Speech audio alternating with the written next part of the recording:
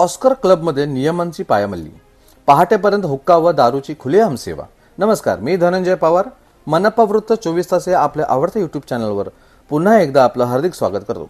बोरिवली पश्चिम 21 August 2025 बोरिवलीतील एक्सार village परिसरातील Oscar club या प्रसिद्ध नाईट क्लबमध्ये सार्वजनिक नियम व कायद्यांचे सर्रास उल्लंघन होत असल्याचे समोर आले आहे।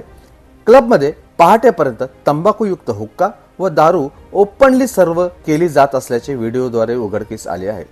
आज सकाळी 5:35 घेतलेल्या या व्हिडिओमध्ये ऑस्कर क्लबमध्ये प्रचंड गर्दी असून ग्राहक हुक्क्यासाठी 2000 रुपयापर्यंत पैसे देत असल्याचे स्पष्ट दिसून येते। हुक्क्याबरोबर दारू ही नियमबाह्य पद्धतीने पुरवली जात असल्याचा आरोप आहे। नियमांचं उल्लंघन, क्लबमध्ये रात्री 1:30 नंतर ही सेवा सुरू होती, जी कायद्याने बंद असणे आवश्यक आहे। हुक्का पार्लरवर न्यायालयाने बंदी घातलेली असताना येथे उघडपणे हुक्का पुरवला जात आहे। उत्पादन शुल्क कायद्याचे उल्लंघन करत दारूची विक्री सुरू आहे।